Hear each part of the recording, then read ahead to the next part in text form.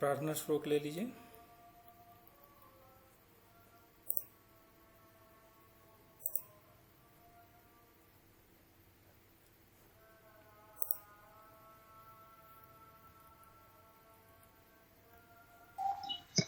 वक्रतुण्ड महाकाय सूर्यकोटि समप्रभ निर्विघ्नं कुरु मे देव सर्वकार्येषु सर्वदा। सरस्वती नमस्तुभ्यं वरदे कामरूपिणि विद्यारम्भं करिष्यामि सिद्धिर्भवतु मे सदा। गुरुः ब्रह्मा गुरुर्विष्णु गुरुर्देवो महेश्वरः गुरुः साक्षात् परं ब्रह्म तस्मै श्री गुरवे नमः। सहना भवतु सहनो भुनक्तु सह वीर्यं करवावहै तेजस्विनावधीतमस्तु मा विद्विषावहै। ओम शांति शांति शांति। धन्यवाद भगनी।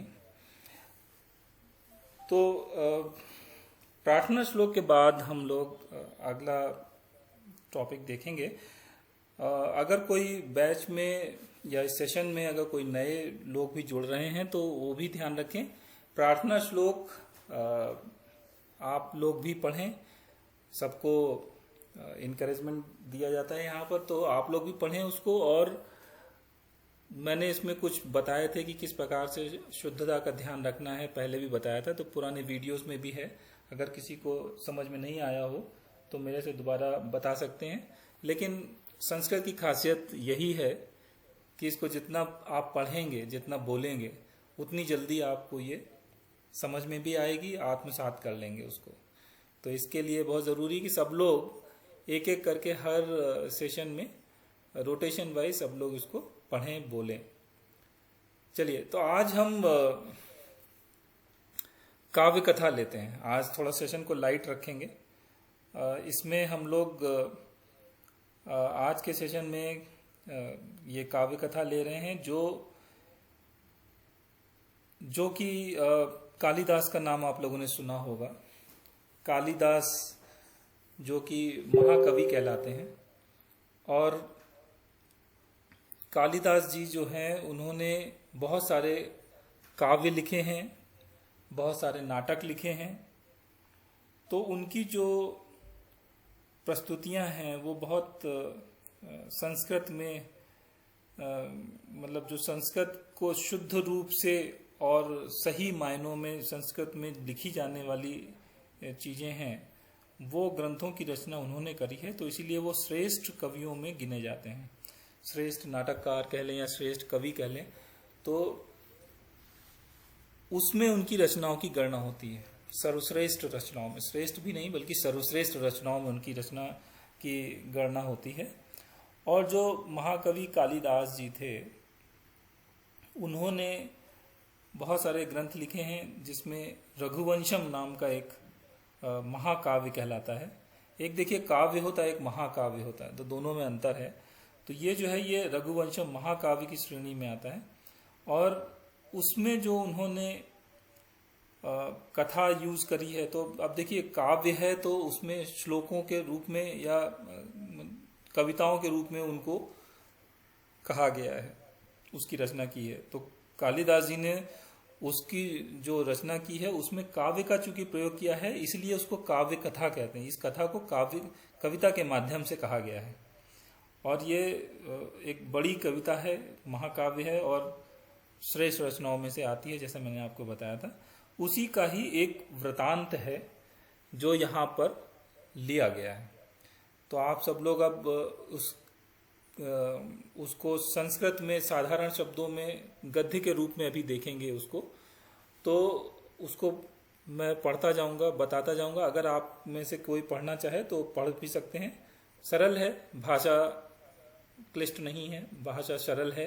कहीं कहीं पर आपको कुछ शब्द ऐसे होंगे जो कठिन हो सकते हैं, लेकिन अधिकतर शब्द जो है सामान्य शब्दों का इस्तेमाल है यहाँ पर। यहाँ पे काव्यात्मक उसका परिचय नहीं है, इसमें गद्यात्मक परिचय है। लेकिन ये मेघदूतम, रघुवंशम ऐसे करके जो उन्होंने लिखे थे उनको रिफर करती हुई कथा है। तो ये रघुवंशम से ली गई है। तो चलिए देखते हैं इसको। दिलीपस्य शाप वृतांतः। तो यहाँ इसका क्या मतलब हुआ? आप लोग जिसको भी थोड़ा थोड़ा पता हो आप लोग बताते जाइए, तो आप लोगों को भी रिवीजन भी होता जाएगा कुछ लोगों का, और कुछ नए लोगों को पता भी चलता जाएगा। मतलब दिलीप राजा का श्राप वृतांत। हाँ, तो दिलीपस्य मतलब दिलीप का। हाँ, तो यहाँ पर षष्ठी विभक्ति का प्रयोग हुआ है। दिलीपस्य, दिलीप का, शाप वृतांतः, जो उनको शाप मिला था उसका वृतांत, उसका वर्णन किया जा रहा है। तो ये जो कथा है उसके अंदर दिलीपस्य शाप वृतांत है।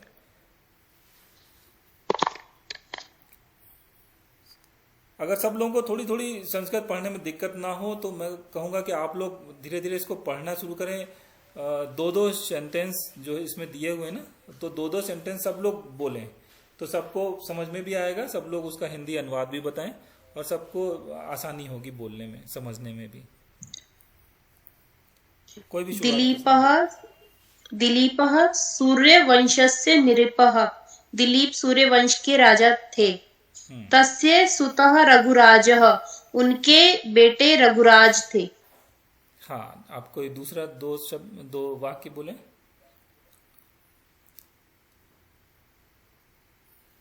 रघुराजः प्रसिद्धः, रघुराज प्रसिद्ध है। अतः अयं वंशः रघुवंशः इति। इसलिए हम वंश को रघुवंश कहेंगे। नहीं, यहाँ देखिए, अतः अयम वंशः रघुवंशः इति ख्यातः। तो देखिए मैं बताता हूँ। अच्छा, हाँ। दिलीपः सूर्यवंशस्य नृपः, दिलीप सूर्यवंश के राजा थे। तस्य सुतः, सुतः मतलब उनका जो बेटा है उसका नाम है। तस्य सुतः रघुराजा, उनके जो बेटा था उसका नाम रघु था, तो रघुराज बोलते थे। तो रघुराज से उनका नाम रघु था। रघुराजः प्रसिद्धः, तो वो रघुराज प्रसिद्ध थे। अतः अयम वंशः रघुवंशः इति ख्यातः, इसलिए अयम उस वंश को रघुवंश के नाम से जाना जाता है। इति ख्यातः, इसलिए उस वंश को, क्योंकि रघु जो थे वो प्रसिद्ध हुए, दिलीप के पुत्र थे वो, तो इसलिए उस वंश को रघुवंश के नाम से जाना जाता है। चलिए नेक्स्ट पढ़िए, कौन पढ़ रहा है? सरल है बिल्कुल, हिंदी में ही लिखा हुआ, आपको तो ऐसे ही लगेगा आप इसको पढ़ेंगे तो। बोलिए, कोई भी बोलिए। अगर नहीं भी बता पा रहे हैं, पढ़ने की कोशिश करिए संस्कृत में। नहीं भी बता पा रहे हैं, मैं बताऊंगा उसका अर्थ।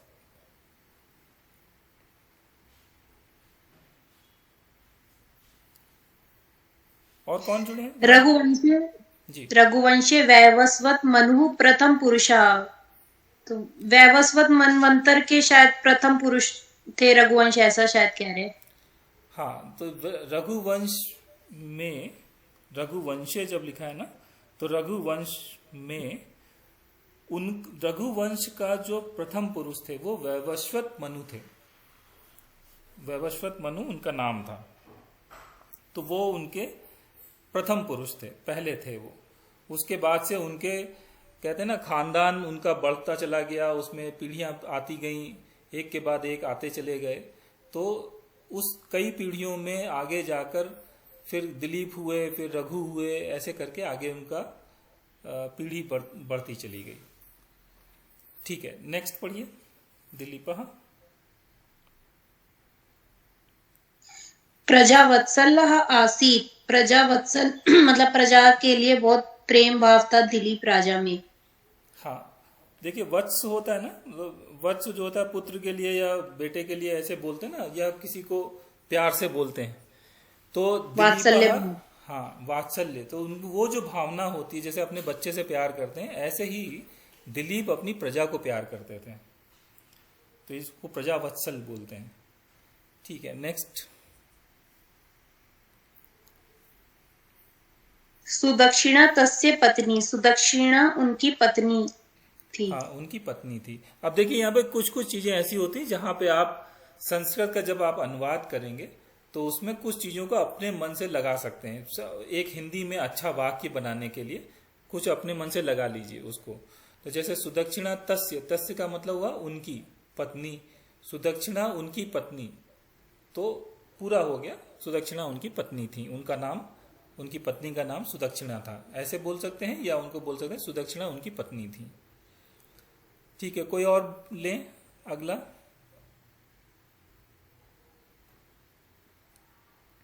जल्दी जल्दी लें, मजा आएगा कहानी पढ़ने में आपको और समझ में भी आएगा। और भी लोग जो जुड़े हुए हैं करते जाएं।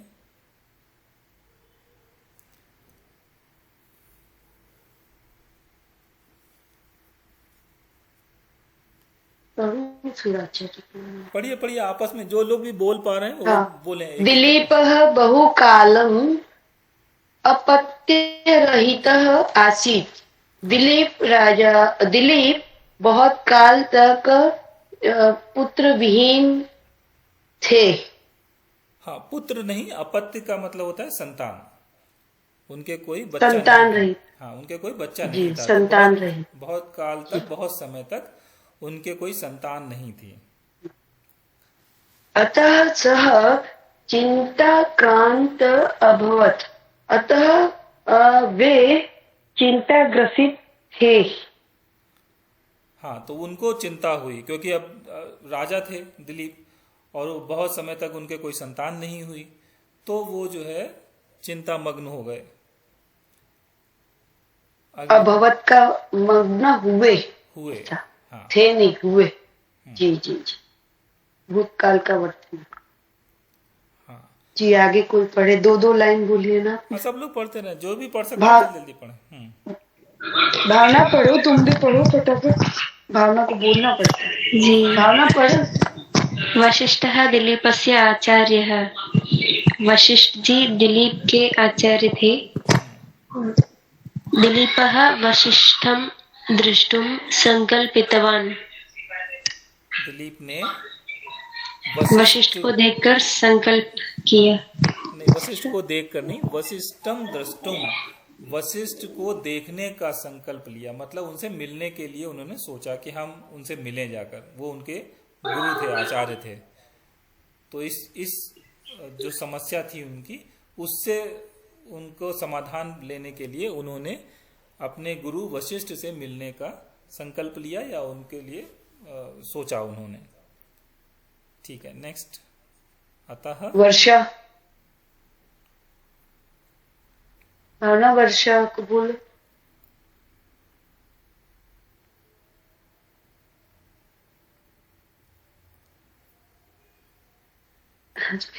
म्यूट पर है, चलिए कोई दूसरा ले लीजिए। आगे हाँ, पढ़ो। ततः सः सचिवेषु राज्यभारं निक्षिप्तवान्। अतः सह, इसलिए उन्होंने, उन्होंने सचिवेशु, सचिव होते हैं ना, जो मंत्री होते हैं, सचिव होते हैं, वो सचिव जो होते हैं, जो उनको सलाहकार जो उनके होते हैं, उनको राज्य भारम निक्षिप्तवान, उनको उन्होंने अपने राज्य का भार सौंप दिया, उनको दे दिया कि अब देखिए दिलीप जो थे वो वशिष्ठ से मिलने के लिए उनको जाना था। तो उनसे मिलने जाने के लिए उन्होंने अपनी पूरी तैयारी की। उस तैयारी में उन्होंने अपने राज्य का भार अपने सचिवों को सौंप दिया, ये मतलब हुआ। आगे सुदक्षिणा सहित वशिष्ठाश्रम गतवान। सुदक्षिणा के साथ वशिष्ठ जी के आश्रम में गए। हाँ, सुदक्षिणा कौन थी? उनकी पत्नी थी। तो वह अपनी पत्नी के साथ वशिष्ठ ऋषि के आश्रम गए। ठीक है, आगे। हाँ बहन पढ़ो, आप पढ़ रहे थे ना, आगे पढ़ो बहन, नई जो बहन है। तत्र नृपः वशिष्ठाय स्वचिंता निवेदितवान। तत्र वहां राजा ने वशिष्ठाय स्वचिंता, वशिष्ठ जी को अपनी चिंता निवेदित की, मतलब बताई, निवेदन किया। हाँ, उनको अपनी चिंता बताई। ठीक है, आगे। कुतः मम संतति नास्ति, कुतः मम, मेरे संतति नहीं है, इति प्रश्नम कृतवान। कृतवान ऐसा प्रश्न किया। हाँ, तो उन्होंने उनसे पूछा कि मेरे संतान क्यों नहीं है। तो ये उन्होंने पूछा कि मेरी संतान क्यों नहीं होती है। एक उन्होंने साधारण सा प्रश्न किया क्योंकि ये उनकी चिंता थी। तो उन्होंने अपने गुरु से पूछा, अपने आचार्य से पूछा। जी आगे पढ़िए। वशिष्ठ कारणम अचिंत्यत। वशिष्ठ जी ने कारण सोचा। हम्म आचार्य अकथयत नृपः त्वं कदाचित् स्वर्गं गतवान्। आचार्य आचार्य जी ने कहा, नरेश तुम शायद स्वर्ग गए थे। हाँ, तुम कभी स्वर्ग गए थे, तुम एक बार स्वर्ग गए थे। तो उन्होंने कहा, हे राजा, आप जी। एक बार स्वर्ग गए थे। तत्र त्वम देवेंद्रम सेवितवान। वहां पर तुमने देवेंद्र, देवेंद्र मतलब इंद्र जो थे, इंद्र। हाँ, देवताओं के जो राजा थे, इंद्र बोलते हैं, तो उनको देवेंद्र बोला जाता है। तो देवेंद्रम सेवितवान, वहां पर आपने देवेंद्र की या इंद्र की सेवा की। ततः त्वम प्रत्यागतवान, तब आप सेवा करके वहां से वापस आए। तदा मार्गे कामधेनु आसीत, तब रास्ते में, वहां पर रास्ते में, मार्गे मतलब रास्ते में, कामधेनु, कामधेनु जो गाय थी वो थी वहां पर। सा कल्प वृक्षस्य छायायाम आसीत, वह कल्प वृक्ष की छाया में बैठी थी या वहां पर थी। तो कल्प वृक्ष की जो था उसके नीचे कामधेनु बैठी थी। मतलब ये वो रास्ते में जब आप आ रहे थे तो कामधेनु जो गाय थी वो कल्प वृक्ष की छाया में बैठी हुई थी। त्वम ताम न दृष्टवान न च नमस्कृतवान, वहां पर आपने उसको देखा नहीं।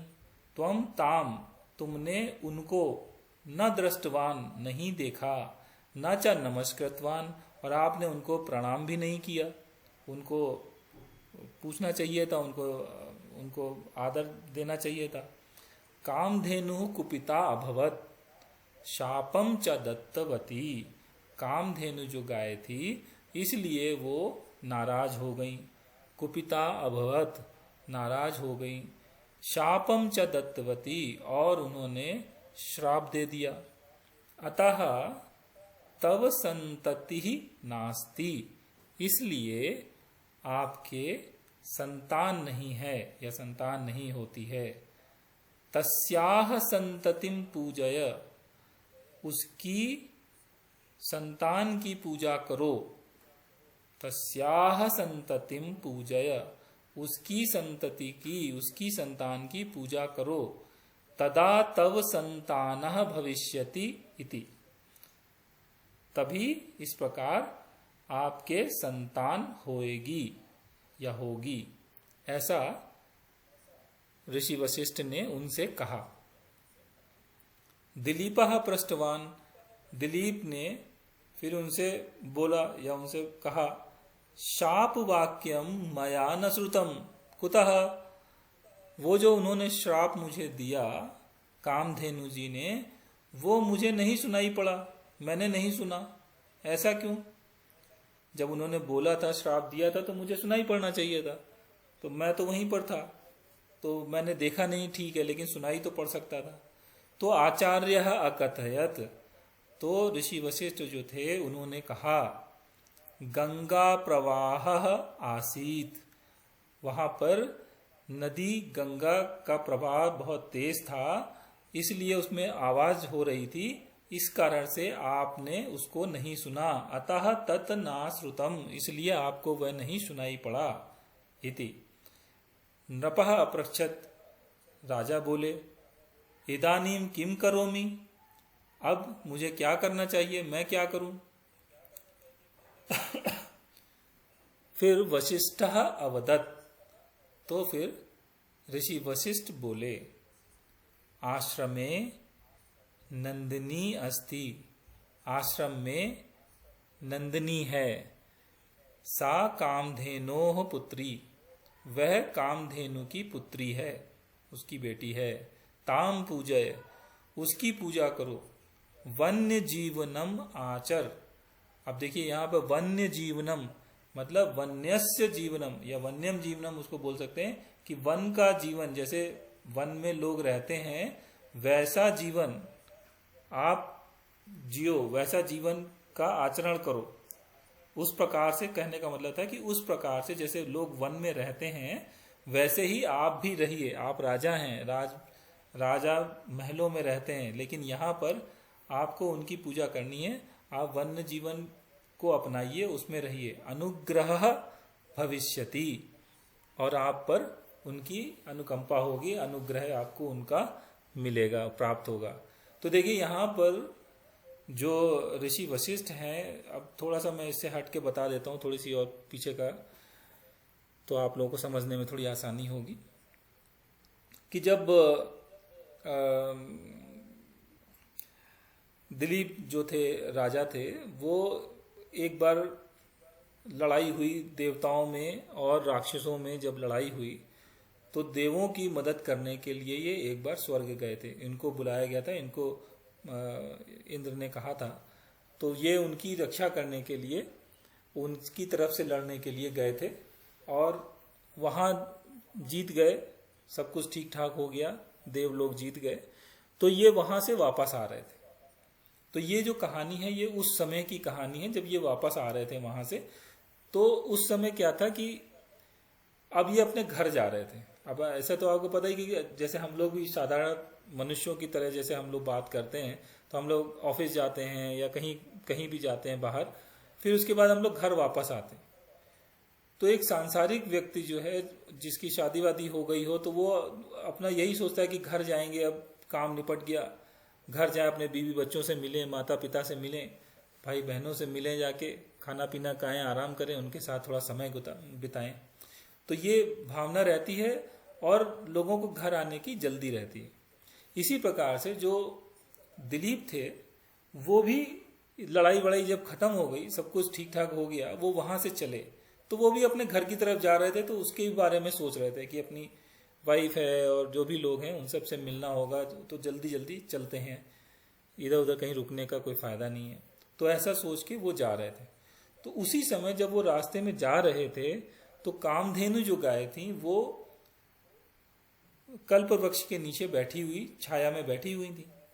अब ये निकले वहां से, तो ये जल्दी में थे, तो इन्होंने देखा नहीं कि पेड़ के नीचे कोई बैठा हुआ है कि नहीं है, तो उन्होंने नहीं देखा। तो ये उनसे गलती हो गई। उसको कामधेनु ने देखा कि ये तो राजा हैं, वशिष्ठ हैं, ये दिलीप हैं राजा, ये तो चले जा रहे हैं, इन्होंने मेरा अपमान किया, मुझे देखा नहीं, मैं रास्ते में बैठी हूँ और मुझे इन्होंने देखा तक नहीं मेरी तरफ, नमस्कार करने की बात तो दूर है, प्रणाम कुछ नहीं किया, देखा तक नहीं मुझे। तो इसलिए वो गुस्सा हो गई। तो जब वो गुस्सा हुई तो उन्होंने श्राप दे दिया। तो वही वशिष्ठ ने उनको बताया कि देखो, आपको कामधेनु ने श्राप दिया है, तो इस श्राप के कारण आपकी संतान नहीं हो रही है। तो राजा ने पूछा कि मैं ऐसा कैसे कर सकता हूँ, मेरा कोई ऐसा प्रयोजन तो नहीं था, मैंने तो, मुझे ध्यान ही नहीं रहा कि कोई बैठा है कि नहीं, मैंने देखा नहीं, तो मेरी इसमें क्या गलती है। तो वही उन्होंने बताया कि नहीं, जब आप जा रहे थे तो रास्ते में वो बैठी हुई थी, लेकिन वहाँ गंगा नदी के किनारा था, तो वहाँ पर काफ़ी पानी का शोर हो रहा था, बहुत तेज प्रवाह था, तो पानी का शोर काफ़ी हो रहा था, इसलिए आपको उनका जो श्राप है वो सुनाई नहीं पड़ा और इसलिए आप वहाँ से चले आए। ये अनजान में हुआ आपसे, आपको पता नहीं चला, लेकिन श्राप तो आपको मिला है, तो वो श्राप को आपको दूर करना पड़ेगा, उसके लिए उपाय करने पड़ेंगे। तो उन्होंने पूछा कि मैं क्या करूं। तो उन्होंने बताया, वशिष्ठ जी ने बताया कि देखो, कामधेनु जो हैं उन्होंने चूंकि श्राप दिया हुआ है, तो उनके श्राप का तोड़ यही है कि आपको संतान उत्पत्ति के लिए उनकी जो पुत्री है नंदिनी, नंदिनी की सेवा करनी पड़ेगी आपको, और नंदिनी को आप प्रसन्न कीजिए।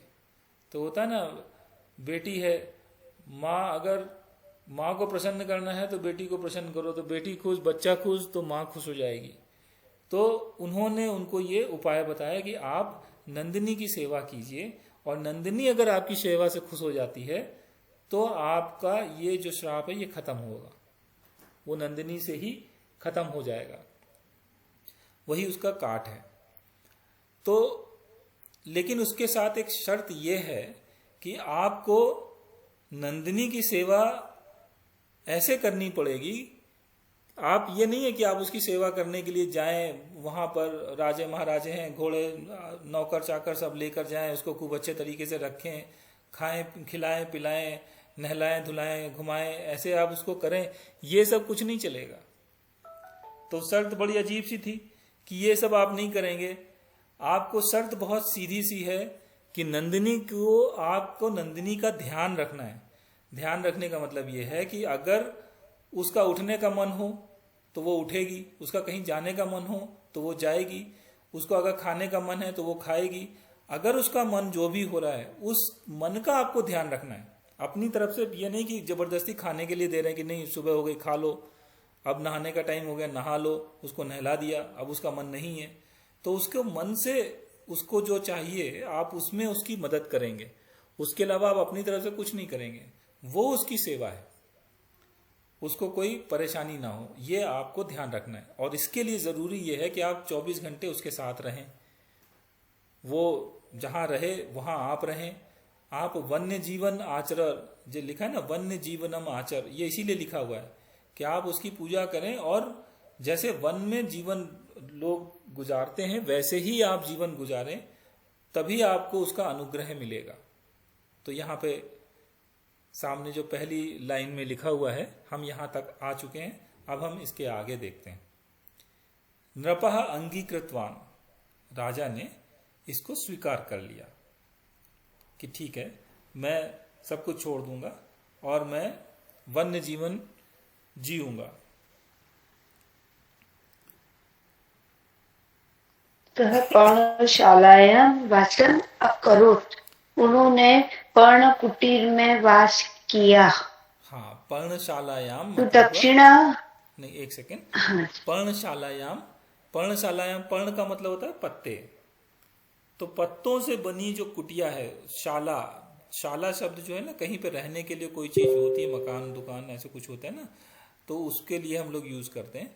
तो पर्णशाला का मतलब है जो पत्तों से बनी हुई कुटिया थी, वहां पर वास किया उन्होंने। जी आगे पढ़िए। सुदक्षिणा अपि तत्रैव स्थिता, सुदक्षिणा भी उनके साथ में वहां रही। वहां पर रही। आगे बहन पढ़ो दूसरे, जल्दी जल्दी पढ़ लो। नृपः राज्य वैभवम अत्यजत, राजा ने राज वैभव छोड़ दिया। शानाम शयने सुप्तः, कुशा के आसन पे सोए। हाँ, कुशा का जो शयना था मतलब उनका जो बिस्तर था उस पर सोए। तो जो घास फूस से बना हुआ जो उनका बिस्तर बना उस पर वो सोए। प्रातः काले,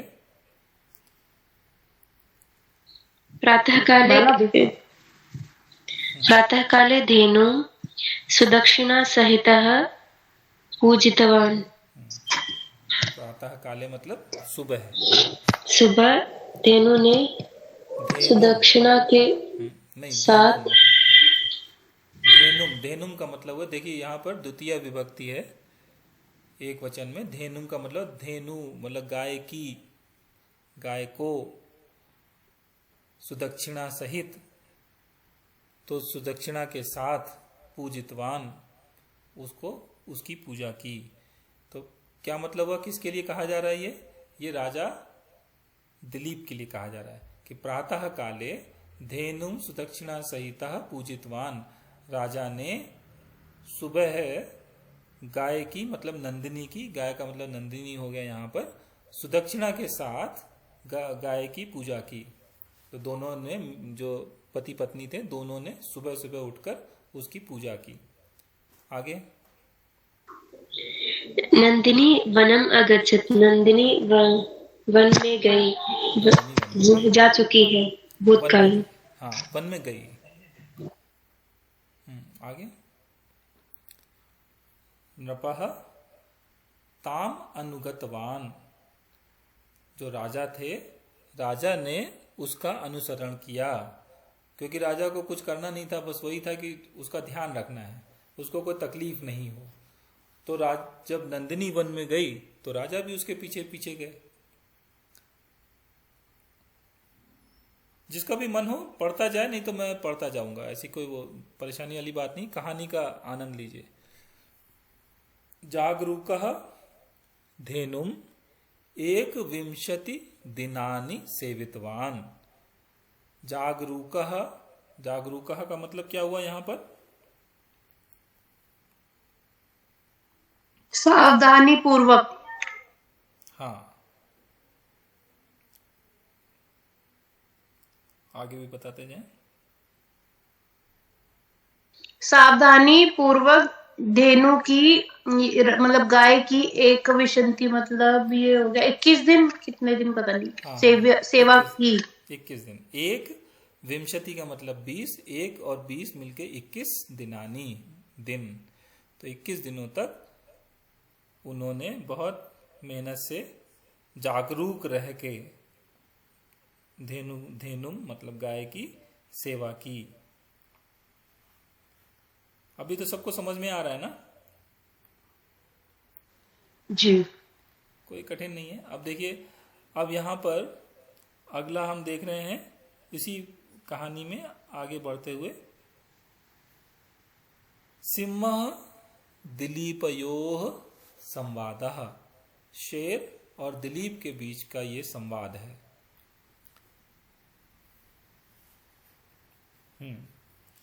नंदिनी अन्यस्मिन् दिने नृपस्य परीक्षां कृतवती। तो एक दिन नंदिनी ने राजा की परीक्षा ली, इसका यह मतलब हुआ। सा हिमालयस्य गुहां प्रविष्टवती, वह हिमालय की एक गुफा में प्रवेश कर गई। दिलीपः पर्वतस्य सौंदर्यम पश्यन् आसीत्, और जो राजा दिलीप थे, अब जा रही थी वो, इधर से उधर कहीं जा रही थी, वो अपना देखते हुए चले जा रहे थे, रास्ता देख रहे थे, पर्वतों का सौंदर्य देख रहे थे वो, कि कितने अच्छे यहाँ पर सीनरी है, कितना अच्छा पर्वत लग रहा है, पेड़ पौधे पहाड़ सब आदमी देखते ही है, कुछ करना तो था नहीं उनको, सब खाली गाय का ध्यान रखना था। और रास्ता लंबा था, तो इधर उधर आदमी टहलता है, कभी बैठ जाता है, कभी इधर उधर चीज़ें देखने लगता है, कुछ खाने पीने का देखने लगता है, आराम करता है, तो वो बहुत नेचुरल चीज़ें हैं। तो वैसे ही जब वो वहाँ पहुँचे, चलते चलते वन में आगे चलते चलते पहुँचे, तो हिमालय की एक गुफा में उनने परीक्षा लेने के लिए नंदिनी उसके अंदर चली गई, तो उसमें जाने लगी। तो दिलीप उस समय जो थे, राजा दिलीप, वो पर्वतों का सौंदर्य, पहाड़ों को देख रहे थे उस समय। तदा एकः सिंहः नंदिनीं बलात्कारेण गृहीतवान, तभी एक शेर ने नंदिनी को जोर से पकड़ लिया, जबरदस्ती पकड़ लिया। तेन पीड़िता धेनुः उच्चैः क्रंदनम कृतवती, और जो वो पीड़िता धेनु थी, उसने उच्चैः मतलब जोरों से, क्रंदनम जोरों से रोई, चिल्लाई, रोते हुए चिल्लाई, भय से चिल्लाते हैं ना, उसको क्रंदन बोलते हैं। तो उससे भय से, क्योंकि अब शेर ने उसको पकड़ लिया, तो वो डर के मारे वो खूब कस के चिल्लाई। नृपः आक्रंदम श्रुतवान, राजा ने उसका ये क्रंदन सुना। धेनुम सिंहः आकर्षयति इति सह अपश्यत, जो शेर था उसने वह धेनु मतलब गाय को खींच रहा था, आकर्षति मतलब खींच रहा था, उसको पकड़ के खींच रहा, तो पकड़ के खींच रहा था वो, ऐसा सह अपश्यत राजा ने देखा। दिलीपः कुपितः अभवत, जो राजा दिलीप थे वो गुस्सा हो गए, क्रोधित हो गए। सिंहस्य वधम कर्तुम निश्चयम कृतवान, सिंहस्य शेर का वध करने का, वधम कर्तुम निश्चयम कृतवान निश्चय किया, उन्होंने शेर को मार डालने का निश्चय किया। निशंगात बाणम स्वीकर्तुम करम स्थापितवान, निशंगात, निशंग मतलब जो तूनी होता है ना जिसमें बाण रखे जाते हैं, तरकश जिसे बोलते हैं, उसको बोलते हैं निशंग। निशंगात मतलब निशंग से या तूरीण से या तरकश से, बाणम स्वीकर्तुम बाण निकालने के लिए, बाण निकालने के लिए, करम हाथ, स्थापितवान उन्होंने उस पर पीछे बाण को निकालने के लिए अपना हाथ पीछे किया।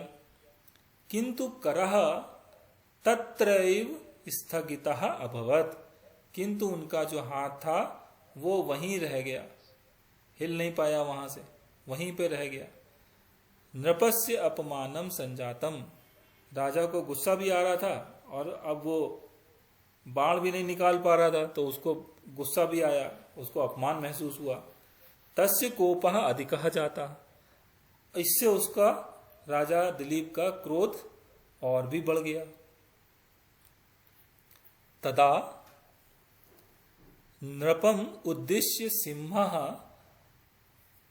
उस समय, तदा उस समय, नृपम राजा को, उद्देश्य उद्देश्य या उसको देखकर, सिंहः शेर ने बोला, भूपाल हे पृथ्वी के पति, पृथ्वी पर शासन करने वाले उसको भूपाल बोलते हैं। श्रमः मास्तु, आप कोई प्रयत्न मत कीजिए, इतना परिश्रम मत कीजिए। तव सर्वम अस्त्रम शस्त्रम च व्यर्थम भवति, आपके तव सर्वम सारे अस्त्र शस्त्र, अस्त्र और शस्त्र व्यर्थ हैं, आपके सारे अस्त्र और शस्त्र व्यर्थ हैं। अहम शिवस्य सेवकः, मैं शिव जी का भक्त हूँ, उनका सेवक हूँ। ममा नामधेयम कुंभोधरः इति, मेरा नाम कुंभोधर है। समीपे देवदारु वृक्षम पश्यसि खलु, पास में, समीपे मतलब पास में, देवदार का जो वृक्ष है वो देख रहे हो।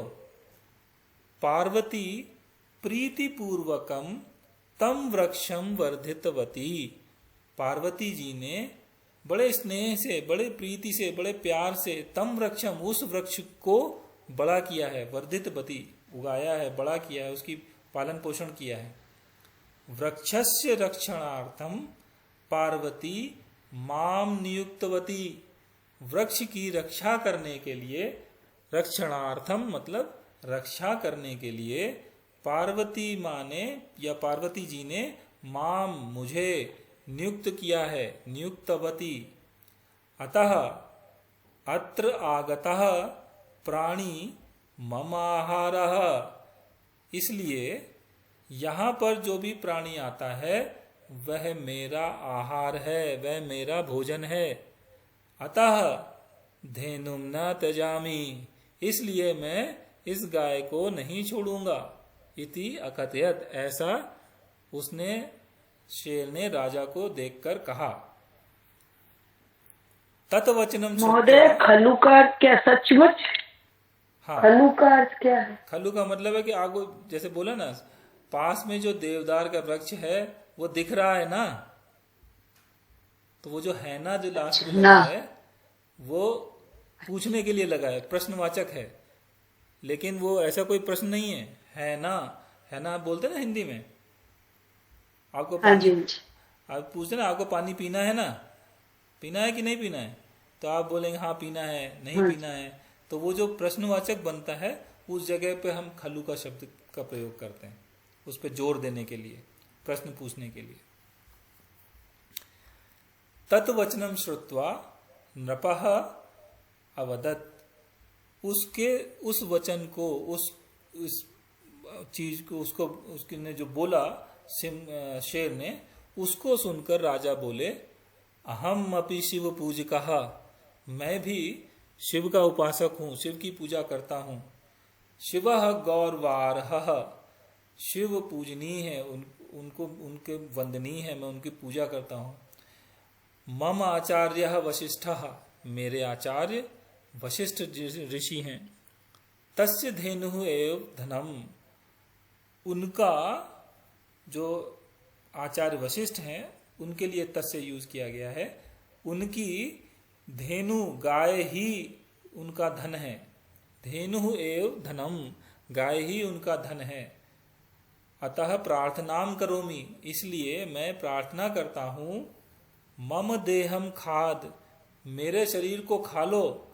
धेनुम त्यज, और गाय को छोड़ दो। इति अवदत, ऐसा राजा ने शेर से कहा। सिंह किंचित अहसत, शेर किंचित थोड़ा सा हंसा। अहसत, हंसा। त्वम जगत प्रभु, आप या तुम जगत प्रभु, पूरे संसार के आप राजा हैं। नूतनम वयः, आप कम उम्र के हैं। सुंदरम शरीरम, आपका शरीर भी सुंदर है। इदम सर्वम अल्पस्य कारणेन त्यजसि किम, इस छोटी सी चीज के लिए आप इस सब को क्यों छोड़ना चाहते हैं, अपना शरीर क्यों त्याग करना चाहते हैं आप। त्वम विचार मूढ़ः, आप मूर्ख हैं, आप ऐसा कैसे सोच सकते हैं। ये छोटी छोटी चीजों के लिए आप अपना पूरा शरीर आप दांव पे लगा रहे हैं। आपको ऐसा नहीं करना चाहिए। आप एक कहने का मतलब था कि आप कम उम्र के हैं, आप राजा हैं, आपको ऐसा नहीं करना चाहिए छोटी सी चीज के लिए, इसलिए आप थोड़े मूर्ख लगते हैं हमको। तो उसके बाद ये अगला है नंदिन्याः वर प्रसादः। अब नंदिनी का जो वरदान है उसका प्रसाद राजा को मिला, उसकी कहानी है ये।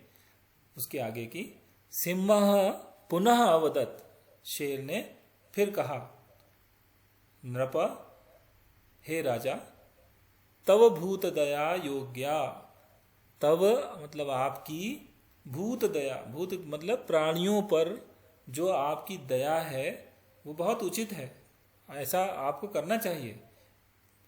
किंतु त्वम शरीरम त्यक्तुम इच्छसि, किंतु अपना शरीर आप छोड़ने के लिए, त्याग करने की आप इच्छा रखते हैं। तेन एका धेनु रक्षिता भवति, इससे केवल एका धेनु, एक गाय की रक्षा होती है। आप अगर अपना शरीर त्याग देंगे, अब उसके बदले में आप अपना शरीर मुझे देंगे खाने के लिए, तो उसे केवल एक गाय की रक्षा होगी। जीवसी सर्वाः प्रजाः रक्षिताः भवन्ति, अगर आप जिएंगे तो पूरी प्रजा की रक्षा कर सकते हैं आप। तो ये वो एक तर्क वितर्क चल रहा है राजा में और शेर में। आचार्यस्य एका एव धेनुः अस्ति, अब राजा बोले कि आचार्य की, आचार्य की एकाएव, एक ही गाय है, धेनुः अस्ति, सामृता भवति चेत आचार्यः कुपितः भवति, अगर वो मर गई तो आचार्य ऋषि वशिष्ठ बहुत गुस्सा हो जाएंगे, क्रोधित हो जाएंगे। कुपितः भवति इति चिंता ना कर्तव्या, ऐसा आप चिंता ना करें। ये शेर ने राजा क्या सोच रहा है उसके बारे में राजा को बोला। आचार्याय कोटिशः धेनु दानम कुरु इति, आचार्य को करोड़ों आप गाय दान में कर दो, एक गाय को मत बचाओ। उनको तो आप कितनी भी गाय दे सकते हैं, उनके पास एक ही गाय है, वही उनका जीवन चलाती है, तो वो केवल एक गाय है उनके पास में, उनके पास और नहीं है, तो इसको मुझे खा लेने दो। तुम तो राजा हो, तुम्हारे पास तो इतनी संपत्ति है, तुम तो कितनी करोड़ों गाय हैं तुम्हारे पास, उनको 1 करोड़ गाय दे दो उनको, और उनको अपना जीवन जीने दो, इस एक गाय की क्यों चिंता करते हो। ये था उसका मतलब। दिलीपः सिंहस्य वाक्यम श्रुत्वा, राजा दिलीप ने सिंह के इस वाक्य को सुनकर, इस वचन को सुनकर बोला, यदि अहम धेनु रक्षणम न करोमि तर्हि मम जीवनम एव व्यर्थम। यदि मैं गाय की रक्षा न कर सका, नहीं करता हूं, तो मेरा जीवन व्यर्थ है। त्वम अपि पराधीनः खलु, तुम भी तो पराधीन हो। तो पराधीन का मतलब क्या है कि तुम किसी दूसरे के अधीन हो। तुम वृक्षस्य रक्षणम करोसि, तुम इस पेड़ की रक्षा कर रहे हो, इसकी करते हो। यदि वृक्षः नष्टः भवति तर्हि ईश्वरम कथम पश्यसि, यदि ये वृक्ष नष्ट होता है तो तुम अपने मालिक की, या ईश्वर उसको बोलते हैं जो उनका मालिक होता है, वो सेवक है तो वो उनके लिए काम कर रहा है, तो अपने मालिक की कथम पश्यसी, उसको कैसे देखोगे। अगर ये इसकी रक्षा करने का कार्य तुम्हें दिया है और यही नष्ट हो जाता है तो तुम उनको कैसे देख पाओगे। अतः मम शरीरम ददामी, अतः मेरा शरीर मैं देता हूँ, अपना शरीर देता हूँ। आचार्यस्य धेनुम त्यज, और आचार्य की गाय को छोड़ दो। इति अकथयत, ऐसा उन्होंने कहा। सिंह नृपस्य प्रार्थनाम अंगीकृतवान, यहाँ पे गा आएगा, का लिख दिया मैंने, गलती है। सिंह नृपस्य प्रार्थनाम अंगीकृतवान, सिंह मतलब शेर ने राजा की प्रार्थना को स्वीकार किया। नृपः मुखम अधोभागे अकरोत, राजा ने अपना जो सिर है वो नीचे झुका लिया। प्राणान त्यक्तुम सिद्धा अभवत, और अपने प्राण त्यागने के लिए तैयार हो गया। तक्षणे पुष्प वृष्टि ही अभवत, उसी समय फूलों की वर्षा होने लगी। वत्स उत्तिष्ठ, हे वत्स उठो। इति ध्वनि श्रुतः, ऐसी ध्वनि सुनाई पड़ी। दिलीपः अपश्यत, राजा दिलीप ने देखा। सिंह नास्ति, वहां पर शेर नहीं था, कोई शेर नहीं है। केवलम नंदिनी, केवल नंदिनी है। नंदिनी नृपम दृष्टवा अकथयत, नंदिनी ने राजा को देखकर कहा, मया परीक्षा कृता। अब देखिए ये जो सेंटेंस है ये आपको हमने लास्ट टाइम बताया था। मया, मया जो है ये फिर से तृतीया विभक्ति में चले गए, तो ये हमने पैसिव वॉइस पढ़ाया था, कर्म प्रथा, कर्म प्रधान पढ़ाया था आपको। तो एक कर्तरी वाक्य प्रयोग था, एक कर्मणि था। तो ये कर्मणि प्रयोग वाक्य है, वहां पर तृतीया विभक्ति में जो कर्ता होता है उसको हम तृतीया विभक्ति कर देते हैं, और जो कर्म होता है वो प्रथमा में चला जाता है। तो मया परीक्षा कृता, ये जो परीक्षा थी ये मैंने ली है, मेरे द्वारा ली गई है परीक्षा। सर्वम मम माया, सभी मेरी माया है। तव सेवया अहम प्रसन्ना, तुम्हारी सेवा से मैं प्रसन्न हूँ।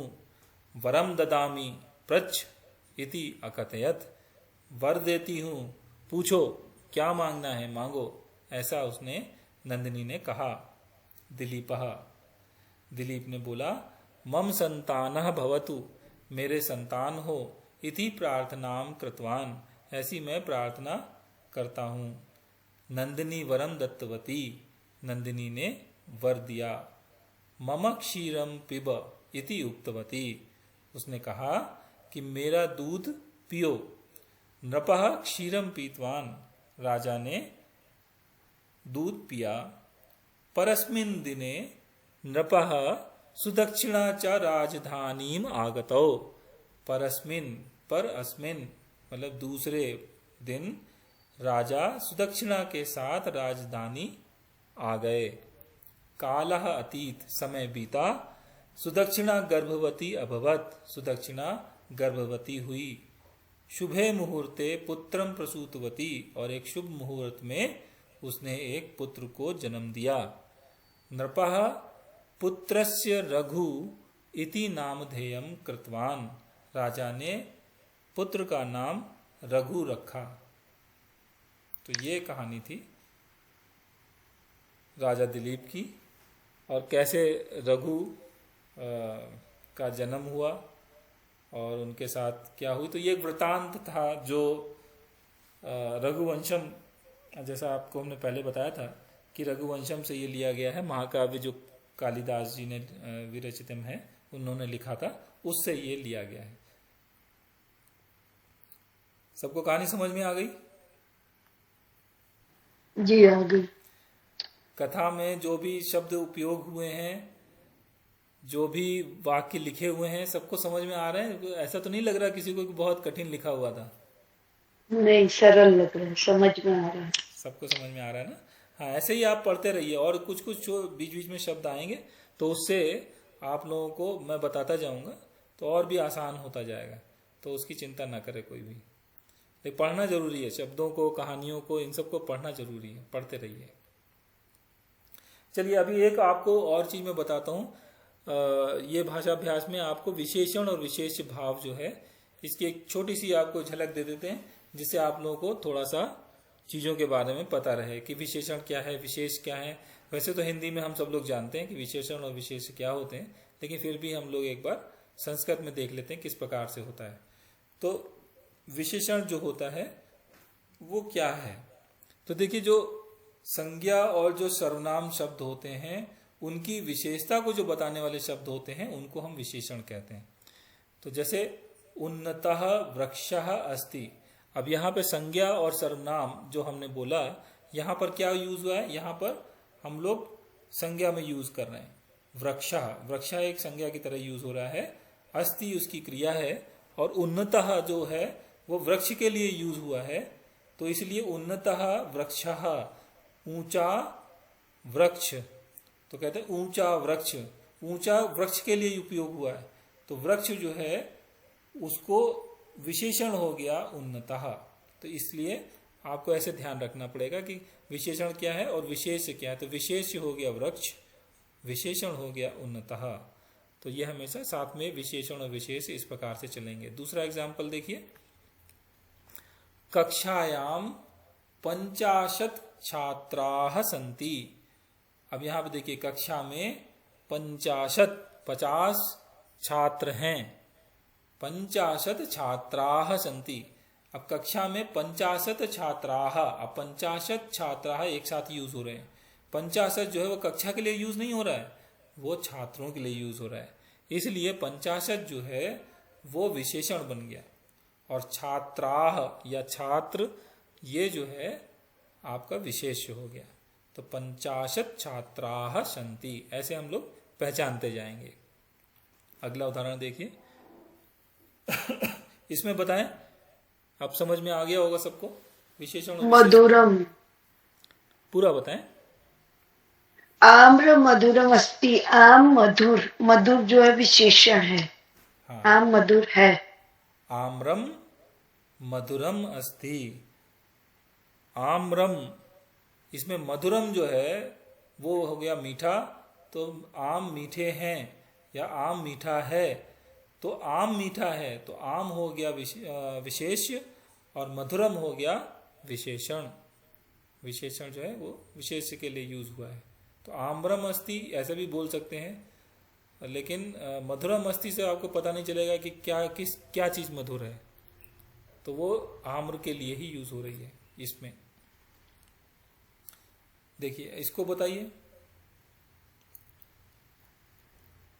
बालक विद्यालय, और लोग भी प्रयास विद्यालय। और लोग भी प्रयास करें, सब लोग करें। क्या लगता है, कम कुछ तो सोचिए।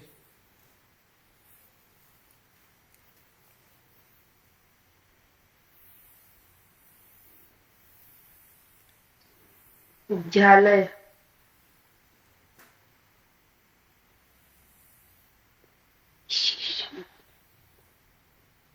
और भी कोई शर्मा प्रयास करें? अनीता बहन बोलो, बोलते भी नहीं हो, बोलो। इसीलिए मैं ही पूरी कथा मैंने इसीलिए पढ़ दी। बहुत देर लगता है सब लोगों से बोलते नहीं। हाँ, सॉरी दीदी, मैं प्रेजेंट नहीं थी इतनी। पढ़ो अभी, पढ़ो अभी। विशेषण और विशेष ही बताना है केवल आपको। उन्नतः वृक्षः अस्ति। चौथे नंबर का बताओ। सः बालकः विद्यालयं गच्छति। चलिए और लोग विद्या भी हैं, सब लोग बताएं। बालक विशेषण विद्यालय। नहीं, देखिए, चलिए मैं बता देता हूं। सह बालकः विद्यालयम गच्छति। अब इसमें क्या है, आप इसको थोड़ा सा छोटा करें। बालकः विद्यालयम गच्छति, तो बालकः जो है वो करता है, विद्यालयम कर्म है, और गच्छति यह क्रिया है। अब सह जो है वो किसके लिए यूज हुआ है, बालक के लिए कि विद्यालय के लिए या गच्छति के लिए? उस बालक के लिए। वह बालक। वह बालक विद्यालय जाता है, तो वह बालक है, तो वह जो है वो बालक के लिए इस्तेमाल किया गया है, इसलिए बालक जो है वो विशेष्य हो गया और सह ये विशेषण हो गया। ठीक है, क्योंकि ये बालक के लिए उपयोग किया गया है।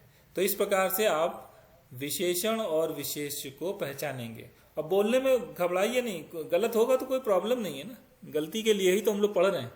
अगर आता तो क्यों पढ़ते, तो इसलिए गलती करिए, यहाँ पर कोई वो कहने वाला नहीं है, आपको सुधारने के लिए हम लोग हैं ना। तो देखिए, इन वाक्यों में आपको जो वर्ड आए हैं उसमें आया उन्नतः वृक्षः, 50 छात्राः, आम्रम मधुरम, सह बालकः। तो यहाँ पे उन्नतः, 50 मधुरम, सह, इनका इस्तेमाल किया गया है। इनके ये विशेषण हैं और ये विशेषता किसकी बता रहे हैं? वृक्षः, छात्राः, आम्रम, बालकः, इनकी इन संज्ञाओं की विशेषता बता रहे हैं, इसीलिए हम इन्हें विशेषण कहते हैं। और जो वृक्षः, छात्राः, आम्रम और बालकाः हैं, इनको हम लोग विशेष्य बोलते हैं। तो अभी सब लोगों को क्लियर हो गया ये कि विशेषण क्या होता है, विशेष्य क्या होता है? क्योंकि आप लोग आगे जब भी कहीं यूज करेंगे तो आपको ये ध्यान रहना चाहिए सब लोगों को कि विशेषण और विशेष्य को कैसे पहचानेंगे वाक्यों में। महोदय, ये बालक वाला तो बहुत अजीब है, मतलब ये ऐसा भी नहीं है कि विद्यालय अच्छा है या बुरा, मतलब अजीब है। नहीं, अजीब नहीं है। देखिए, मैंने आपको बताया ना कि कोई भी जो वाक्य है उसको पहले तोड़िए, देखिए कि उसके साथ में क्या बन रहा है। तो यहाँ पर आपने पढ़ा होगा ना, ये कर्ता क्रिया कर्म, ये तो पढ़ा ही है। हाँ, ये सब तो पढ़ा है, ये कर्ता ये तो पता है। तो उसी, देखिए, वही बेसिक है आपका। अगर आपने वो पढ़ा है तो आप उस पर भरोसा रखिए, वही आपको आगे ले जाएगी गाड़ी आपकी। तो ये जो पहले कर्ता पहचानिए, तो यहाँ पर कर्ता जो है वो बालकः है। बालकः कर्ता हुआ, विद्यालयम कर्म हुआ, गच्छति जो है ये क्रिया हुई। तो कर्ता क्रिया कर्म आपने पहचान लिए। अब जो कर्ता होता है उसकी जो बता रहा है, कर्ता को बताने के लिए सह यूज किया गया। अब देखिए, सह जो है वो पुल्लिंग शब्द है और बालकः ये भी पुल्लिंग शब्द है। तो पुल्लिंग के लिए यूज किया जाएगा। जो विशेषण होता है वो पुल्लिंग शब्द के लिए ही उपयोग हो रहा है यहाँ पर। तो आप इसको कैसे पहचानेंगे, इसमें आपको एक और आगे बताता हूँ, एक श्लोक बताता हूँ आपको, इसको ध्यान रखिएगा। ये उसकी पहचान है, आप कैसे पहचानेंगे। ये लिखा हुआ है, यल्लिंगम यद्वचनम या च विभक्ति विशेष्यस्य तल्लिंगम तद्वचनम सच विभक्ति विशेषणयस्यापि। अब ऐसे तो आपको बहुत कठिन लग रहा होगा कि ये क्या लिखा हुआ, समझ में नहीं आ रहा है। तो उसका हिंदी में भी मैंने आपको अर्थ लिख दिया है, इसको आप हिंदी में समझेंगे तो आपको समझ में आ जाएगा। यल्लिंगम ये होता है यत लिंगम, जिसका जो लिंग है, वचन है, यद वचनम उसका जो वचन है, या च विभक्ति ही और उसकी जो विभक्ति है विशेष्य की, विशेष्य की जो भी लिंग है, वचन है या विभक्ति है, वही विशेषण की भी, विशेषणस्यापि, विशेषणस्य अपि, विशेषण की भी वही लिंग, वचन और विभक्ति होती है। सबको समझ में आ गया मतलब क्या है इसका? यल्लिंगम यद्वचनम या च विभक्ति विशेषस्य तल्लिंगम तद्वचनम सच विभक्ति विशेषणस्यापि। विशेष्य की जो लिंग, वचन और विभक्ति है वही विशेषण का भी लिंग वचन और विभक्ति होगी। अब देखिए, वापस जाइए, इसी में फिर से जाइए। अब यहाँ देखिए, उन्नतः वृक्षः, यहाँ पे वृक्षः जो है वो पुल्लिंग शब्द है, इसका लिंग जो है वो पुल्लिंग है, वचन जो है वो एक वचन है, और विभक्ति इसकी प्रथमा विभक्ति एक वचन है।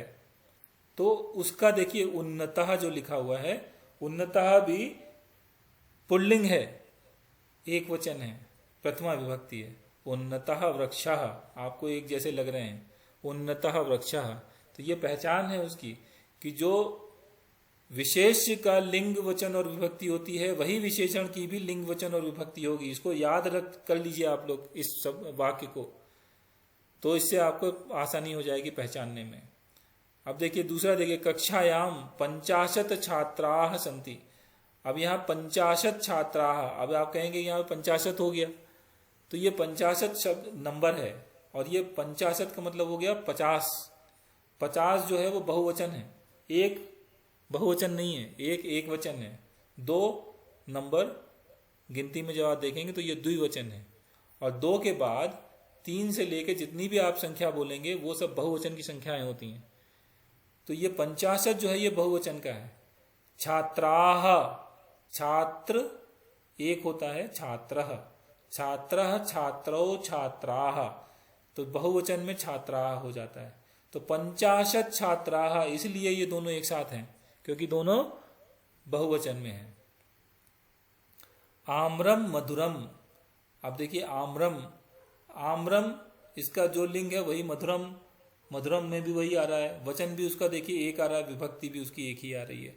तो आम्रम मधुरम एक जैसे हैं, तो इसलिए उसमें से आपको पहचानना आसान है कि आम्र ये जो है विशेष्य हो गया, मधुर जो है ये उसका विशेषण हो गया। यहाँ पे मधुर को आप नहीं बोलेंगे कि ये विशेष्य है और आम जो है वो विशेषण हो गया, तो आम मीठा होता है तो ऐसे बोलते हैं। इसी प्रकार से सह बालकः विद्यालयम गच्छति, यहाँ पर फिर से आपने देखा सह बालकः विद्यालयम गच्छति, तो जो सह और बालकः ये दोनों एक सेम लिंग वचन और विभक्ति यहाँ पर इनके साथ इस्तेमाल की जा रही है। क्योंकि प्रयोग में इनके तीनों चीजें मिल रही हैं, इसीलिए इन दोनों में विशेषण और विशेष्य का भाव है, किसी और में नहीं है। इसको आप किसी और के साथ नहीं जोड़ सकते हैं क्योंकि इसमें लिंग वचन और विभक्ति समान है सह और बालकः में। तो ये कुछ चीजें हैं जो आप अगर नियम के हिसाब से चलेंगे तो कभी जिंदगी में कंफ्यूज नहीं होंगे, लेकिन अगर आप ऐसे सामान्य बुद्धि से सोचेंगे तो हमेशा आप कंफ्यूज रहेंगे। तो अब चूंकि आप पढ़ रहे हैं तो उसको आपको नियम बताए जा रहे हैं, तो आप उनको कंठस्थ कर लें, उनको याद कर लें, उनको रिमेम्बर करें, याद रखें, आपको बहुत आसानी हो जाएगी चीज़ों को पहचानने में, कहीं कन्फ्यूज़न नहीं होगा। तो ये सारी चीज़ें हैं, ठीक है। तो ये अब कन्फ्यूज़न दूर हो गया होगा कि क्यों सह बालकः विद्यालयम गच्छति, इसमें क्यों हमने इस्तेमाल किया है विशेषण और विशेष्य का, इन दोनों में ही क्यों संबंध है, किसी और के साथ क्यों संबंध नहीं है। तो ये आपको इस श्लोक से क्लैरिटी आ जाती है, ठीक है। अभी सबको क्लियर हो गया? जी हो गया। हाँ जी महोदय। ठीक है, चलिए। तो ये तो हम आप ले लेते हैं, अब सेशन को यहीं समाप्त करते हैं। प्रार्थना श्लोक कोई ले लें।